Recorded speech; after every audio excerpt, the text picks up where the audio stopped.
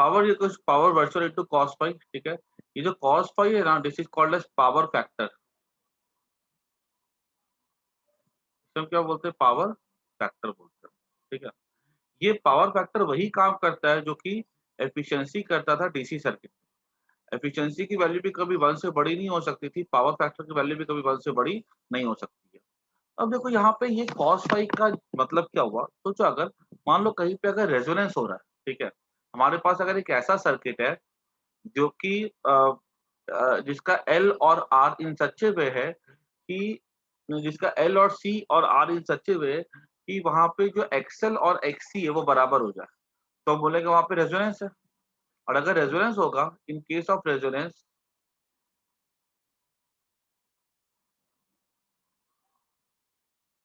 cos phi क्या हो जाएगा? 1 हो जाएगा ना, ठीक है। therefore पावर रियल क्या हो जाएगा? V R M S into I R M S.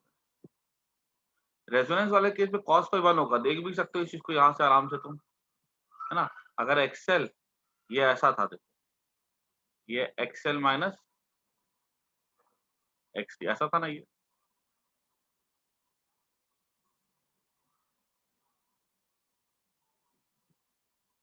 ठीक है।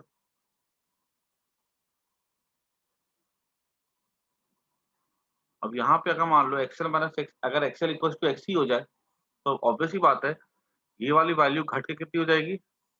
0 हो जाएगी।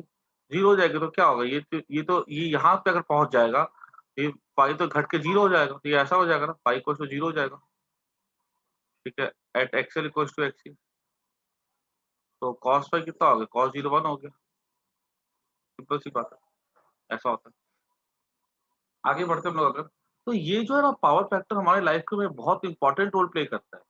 इसलिए बताऊं मैं तुमको कि जो भी हमारे जितने भी एग्रीकल्चरल इक्विपमेंट्स होते हैं, जो तुम्हारा एसी होता है, ठीक है, ये सब देखो वहां पे लिखा रहता है स्टार, उसके एसी का लिखा रहेगा 3 स्टार 4 स्टार 5 स्टार, वो सब जो है ना रफली रिलेटेड टू पावर फैक्टर ही होता है, ठीक है।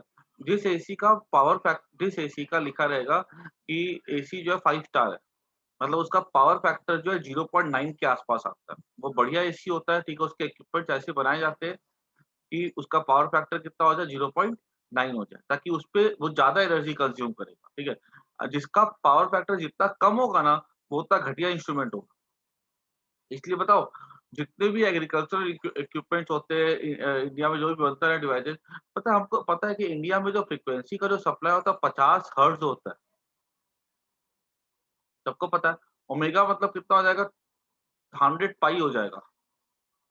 इसका मतलब जितने भी इंस्ट्रूमेंट्स हमारे डिवाइस जो भी लगे होते हैं एल और सी, उसको गवर्नमेंट उसको ऐसा चूज करना पड़ता है, ठीक है। ओमेगा जो हो ना, वो कितना 1/√LC है, ठीक है।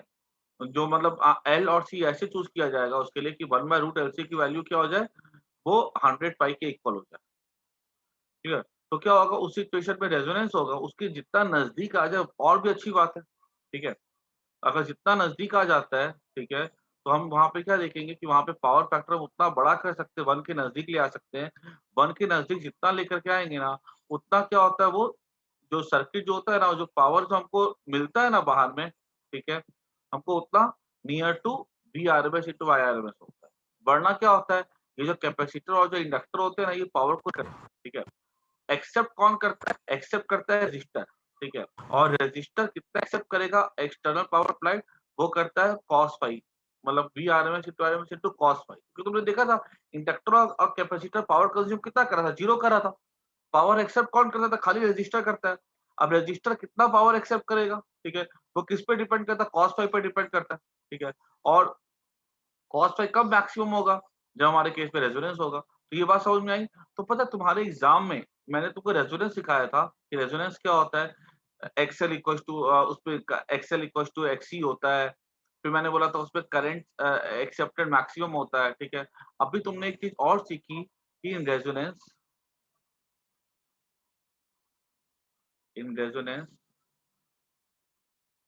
The power accepted by circuit is maximum. ठीक है, एक ये भी स्टेटमेंट होता है। ठीक है, ऐसा भी लिखा लिखा जा सकता है, ऐसे भी लिखा जा सकता है, इन रेजोनेंस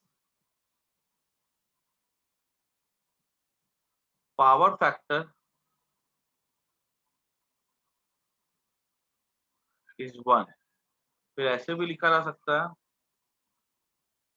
मतलब cos पाई इक्वल्स टू 1। फिर इसमें बात ऐसे भी की जा सकती है कि जब रेजोनेंस होगा cos पाई इक्वल्स टू 1, हाँ ये सब बातें आप बोल सकते हैं। इसमें एक क्वेश्चन एक और आता है रेजोनेंस के ऊपर, जो हम लोग अभी देखेंगे भी। ठीक है, क्लियर। उसके बाद इसमें ना तुम देखोगे करंट दो तरह की होती है। करंट के बारे में जब स्टडी करेंगे ना हम लोग अभी, तो करंट को ना एक्चुअली दो पार्ट में डिवाइड किया गया है। एक हम लोग बोलते हैं वॉटलेस करंट, और एक बोला गया वॉटफुल current.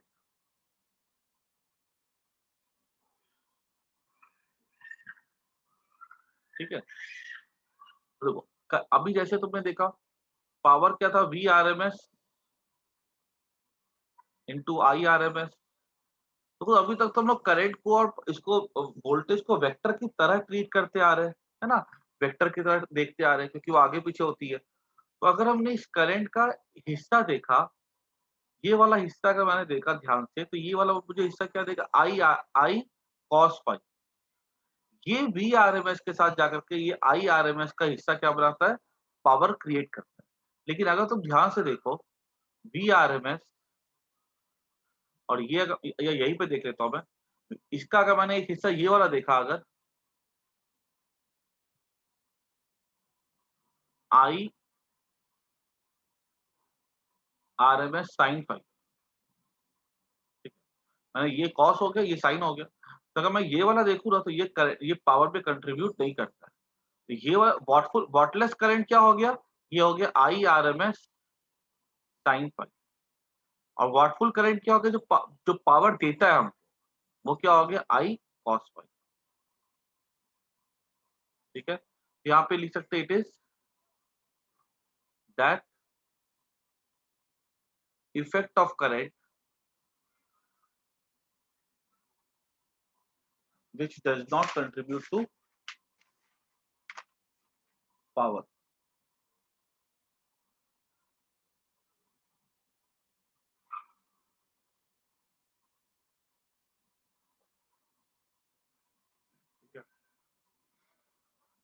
is that current in the circuit effect से बेटर होगा, it is that current in circuit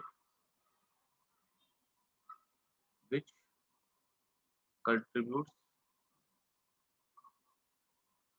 in power। हालांकि ये वर्ड वॉटलेस तो शायद से खाली ये वर्ड जो है ना सिलेबस से हटा दिया गया है, तो कोई मतलब ही नहीं बनता है। इतना जब पढ़े हम लोग, ठीक है, तो हमको अगर मतलब समझ में अच्छे से आता है, कोई चीज को फील आता है, तो उसको वैसा करें, है ना। देख लो कैसे हमको समझ भी आ रही है,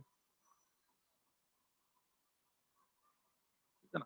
तो इसलिए ये पावर फैक्टर हम लोग जो है ना अधिकतर सर्किट कैसा बनाते हैं, याद रखना कि तुम अगर पता है, मान लो तुम कोई विदेश से, मान लो बाहर से तुम कोई अगर ऐसा डिवाइस लेकर के आते हो और उसको बनाया गया है, वहां पे वो लोग यूज करते हैं 60 हर्ट्ज। अभी तुम अगर उसको इंडिया में लेकर के यूज करोगे ना, तो पता है वो उतना प्रॉपर्ली वर्क ना करे। ठीक है, या वो वर्क करेगा बिना, तो वो उसपे जो एनर्जी की खपत होगी वो ज्यादा होगी, क्योंकि उनका फ्रिक्वेंसी अलग है। और हमारे इंडिया में फ्रिक्वेंसी यूज करते हैं 50 हर्ट्ज, वो लोग यूज करते हैं 60 हर्ट्ज। तो वहां पे क्या होगा, एसी यूज करेंगे, तो वहां पे पावर फैक्टर जो होगा ना, अगर मान लो रेजोनेंस नहीं होगा वहां पे, ठीक है, तो क्या होता है, वहां पे जो एनर्जी का कंजम्पशन होता है ना, वो चेंज हो जाता है। ठीक है, ऐसा। ठीक है, आगे बढ़ते हैं हम लोग।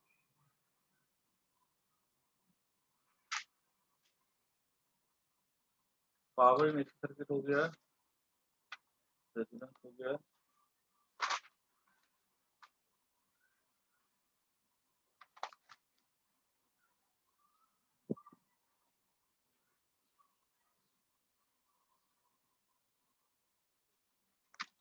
अब हम लोग नया टॉपिक पढ़ने जा रहे हैं। उस टॉपिक का नाम है half power point and bandwidth.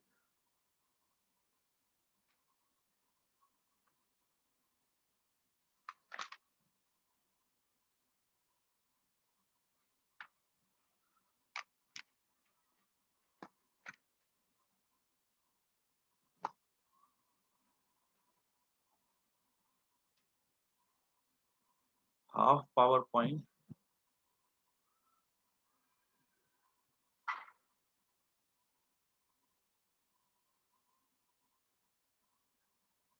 नया टॉपिक है ये, ठीक है, पॉइंट एंड बैंडविड्थ, ठीक है। पावर का इंपॉर्टेंस अभी फिर से आएगा, देखो, ठीक है। तो इस टॉपिक के बाद फिर से पावर का हम लोग थोड़ा सा यूज पढ़ेंगे, उसके लिए पहले लेकिन ये पढ़ना जरूरी है। Half power point and bandwidth का मतलब क्या हुआ कि देखो, अगर मैं तुमसे पूछूं कि एक बेसिकली एक ग्राफ अगर मैं तुमको हल्का सा फील करवाऊं,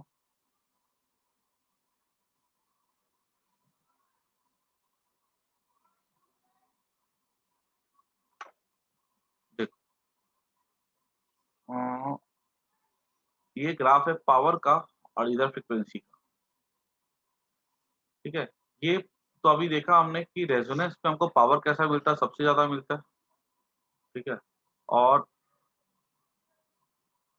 जैसे जैसे ओमेगा बढ़ेगा ना, वैसे वैसे ही ओमेगा नॉट पे हमको कैसा मिलता है, पावर सबसे ज्यादा मिलता है, मतलब this is called as resonant frequency,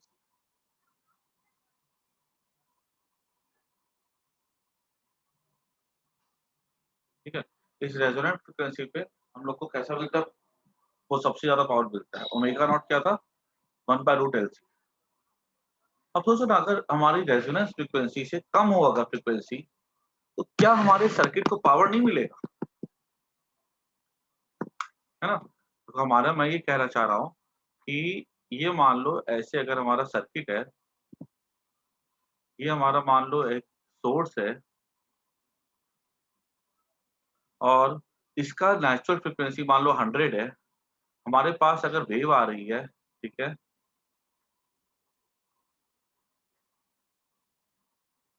ठीक है, तो हमारा पास अगर वेव आ रही है ना, तो हमसे ये पूछा जाएगा कि ये 100 की है, ठीक है, ये 90 है, ये 110 है, ये 120 है, ठीक है, ये ऐसे करके, ये 80 है, ठीक है, ये 130 है, ऐसे करके ना हमारे टीवी में जो है ना अलग अलग फ्रिक्वेंसी की वेव जाती है, ठीक है।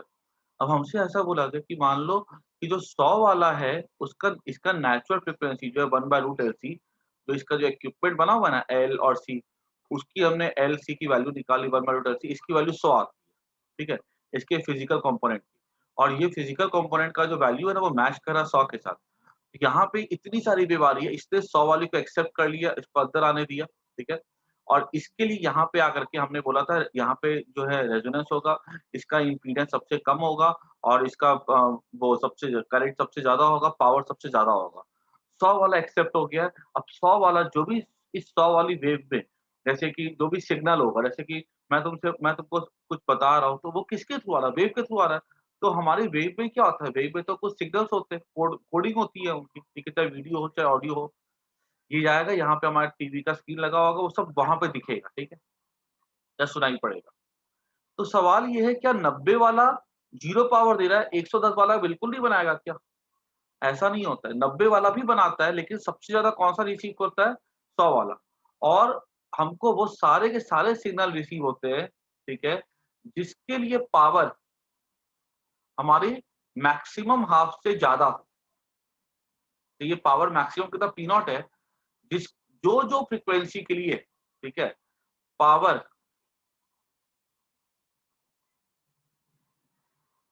मैक्सिमम हाफ से ज्यादा होगा,